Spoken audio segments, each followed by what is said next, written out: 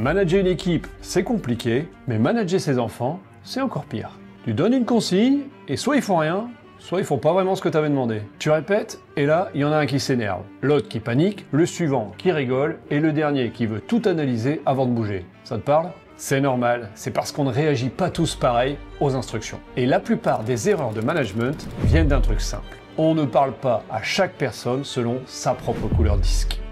Aujourd'hui, je vais te montrer les pires erreurs de management couleur par couleur.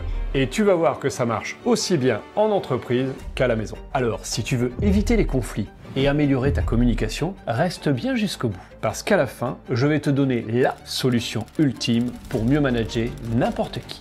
Allez, on commence avec les erreurs classiques qu'on fait avec chaque profil. Erreur numéro 1, mal gérer un rouge. Tu veux voir un rouge perdre patience en un instant ? Bon, avant que tu lances ce projet, il faut remplir cette fiche, envoyer un email de pré-lancement, attendre la validation du service juridique, organiser une réunion d'alignement, puis demander au département finance de vérifier le budget. Attends quoi, t'es en train de me dire que pour enfin lancer le projet, je dois remplir 3 formulaires et attendre 3 validations et faire une réunion inutile? Oui, mais tout ça, c'est important pour éviter les erreurs. Ouais, mais le problème, c'est qu'on perd un temps fou, là. Moi, ce que je veux, c'est qu'on avance. Voilà typiquement ce qui agace un rouge. Des procédures qu'il juge inutiles, un manque de clarté et zéro autonomie. Tu veux garder un rouge motivé? Sois clair, va droit au but et laisse-lui une marge de manœuvre. Dis-lui plutôt, écoute, lance le projet, mais assure-toi que le budget est validé d'ici vendredi. Là, il sait ce qu'il doit faire et il garde son autonomie. Tu bosses avec un rouge? T'as déjà vécu ça? Raconte-moi en commentaire. Et maintenant, tu veux qu'un enfant rouge t'ignore complètement? Donne-lui un ordre sans explication et observe ce qui se passe. Bon, et t'arrêtes de jouer, tu vas mettre la table maintenant. Ah ouais, mais pourquoi maintenant? Mais moi, j'ai pas encore fini ma partie, là. Parce que c'est comme ça et c'est moi qui décide. Ah, super, merci. Les rouges, qu'ils soient adultes ou enfants, détestent les ordres arbitraires. Ils veulent comprendre l'intérêt de faire quelque chose. Si tu veux qu'il obéisse sans râler, active son esprit de compétition. Dis-lui plutôt, on va voir si tu arrives à mettre la table avant que moi, j'ai fini de préparer à manger. Pareil tenu? Là, son esprit de compétition s'active et il fonce. Et maintenant, mal gérer un jaune. Tu veux voir comment casser instantanément la motivation d'un jaune? Regarde bien cette scène. Bon les gars, imaginez une salle complètement dans le noir avec des lumières qui s'allument progressivement. Paf! Un son de ouf qui démarre, ça capte direct l'attention, ça te crée un effet waouh et après on enchaîne avec une intro hyper dynamique, un peu comme un show américain avec des confettis qui partent. Wow. On va surtout rester un petit peu sérieux s'il te plaît.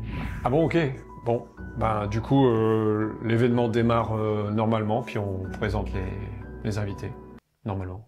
Le jaune fonctionne à l'enthousiasme. Si tu coupes son élan, tu coupes sa créativité. Et tu perds un moteur énorme dans l'équipe. Tu veux éviter ça? Ne l'éteins pas. Canalise-le juste un peu. Au lieu de le freiner net, tu lui dis « J'adore ton idée d'effet visuel. Comment tu verrais ça dans un budget réaliste ?» Là, il reste motivé et il structure son énergie. Comment éteindre un enfant jaune en une phrase? Regarde bien cette scène. Alors, tu sais quoi, parce que Thomas, en fait, il a couru après un pigeon, mais le pigeon, en fait, il s'est envolé, et il l'a bousculé, à peu près. Et donc là, Thomas, il est tombé en arrière, et oh, qu'est-ce qu'on a rigolé! T'arrêtes de parler, et tu manges en silence, s'il te plaît. Le jeune a besoin de partager, d'échanger. Lui demander juste d'être silencieux, c'est lui couper les ailes. Tu veux éviter ça? Laisse-lui de l'espace, en le cadrant un peu. Au lieu de le stopper net, dis-lui « Elle a l'air super ton histoire. Je te propose, mange juste une bouchée et après tu nous racontes l'épisode suivant, ok ?» Là, il se sent écouté sans pour autant transformer le repas en un stand-up. Tu as déjà vécu ça avec un enfant jaune? Raconte-moi en commentaire. Mal gérer un vert. Annoncer un changement brutal sans prévenir, voilà comment perdre un collaborateur vert en moins de 5 secondes. Bon, changement de plan, le projet sur lequel vous bossez depuis 2 mois, on arrête tout, on part sur une nouvelle stratégie. Comme on arrête vraiment tout? Ouais, on a décidé ça en comité de direction, on oublie l'ancien dossier et on attaque directement sur une nouvelle approche. Le vert a besoin de stabilité. Si tu lui imposes un changement brutal, sans explication, il perd ses repères et sa motivation. Tu veux éviter ça? Explique-lui le pourquoi du comment et laisse-lui le temps de s'adapter. Dis-lui plutôt, on a décidé de changer de stratégie, mais sois tranquille. On va garder des éléments de ce que tu as déjà fait. Et je vais t'expliquer tranquillement pourquoi ce qu'on va mettre en place, ça va être encore mieux. Bien sûr, quoi qu'il arrive après, si tu as la moindre question, je suis à ta disposition. Là, il se sent sécurisé. T'as déjà connu un manager comme ça? Raconte-le moi en commentaire. Changer les plans au dernier moment, voilà comment angoisser un enfant en moins de 5 secondes. Ah ouais, au fait, finalement, on part plus chez papy et mamie ce week-end. On part à l'impro, en rando, avec tonton et tata. Ah ouais, mais pourquoi, mais papy et mamie de ce fait? C'est bon, ils vont s'en remettre. Et puis, on a changé d'avis, c'est comme ça, c'est la vie. Un enfant vert a besoin de stabilité. Lui imposer un changement brutal, c'est le plonger dans l'inconnu. Et pour lui, c'est délicat. La solution, le prévenir à l'avance et le rassurer. Dis plutôt. Alors, on a un changement de programme. On ne va plus chez papy et mamie, mais on part en randonnée avec tonton et tata. Je sais, c'est pas ce qu'on avait prévu, mais tu vas voir, ça va te plaire. Et sois tranquille, on a prévenu papy et mamie, d'ailleurs ils t'embrassent, et on ira les voir la semaine prochaine, ça les arrange tout aussi bien. Là, l'enfant vert se sent pris en compte. Mal gérer un bleu. Tu veux voir un bleu perdre ses moyens en moins de 5 secondes? Voici comment le faire stresser avec une consigne bien floue. Tiens, j'ai un projet urgent pour toi. Il me faut un rapport sur les ventes, un truc rapide, pas besoin de détails. Tu peux me faire ça pour demain? Oui, par contre, quel type de rapport est-ce que tu veux? Un rapport par produit, par région, et sur quelle période d'ailleurs? Non, mais juste un truc global, histoire d'avoir une idée. Hein. Oui, mais tu veux des graphiques, ou juste des chiffres bruts? Tu veux quelque chose sur Excel, sur PowerPoint? Non, mais ça comme tu le sens, hein. Un bleu a besoin de cadre et de précision. Une consigne vague, et c'est le stress assuré.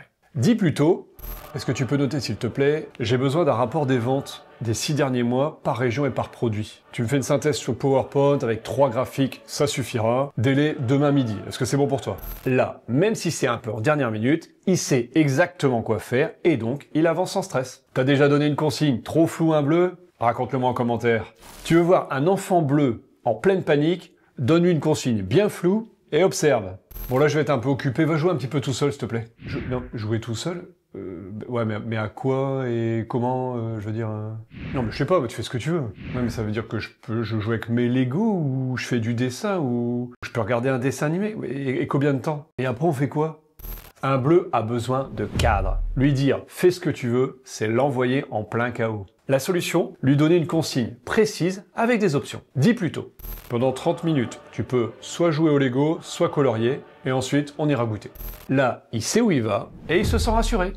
Donc, la clé pour manager n'importe qui. Si tu parles aux membres de ton équipe comme si tout le monde était comme toi, c'est une énorme erreur. La clé pour manager, c'est simple. Adapte-toi à chaque couleur. Adapte ton langage. Chaque couleur a un style de communication préféré. Il s'agit de le repérer et de s'ajuster. Bah oui, c'est comme si tu essayais de parler chinois à quelqu'un qui ne parle que français. Bon ça ne marche pas. Mais si tu ajustes ton approche, tu vas voir. Au boulot, avec les membres de ton équipe, ou à la maison avec tes enfants, ça ira beaucoup mieux lorsque tu feras des demandes. Ah oui, si tu veux connaître ta couleur dominante et celle de ton entourage, j'ai un quiz pour toi à faire en équipe ou en famille. Et aussi, mets-moi en commentaire quelle est la couleur qui te pose le plus de défis chez l'autre. Voilà, maintenant tu connais les pires erreurs de management et surtout comment les éviter. Alors abonne-toi et on se retrouve dans une prochaine vidéo.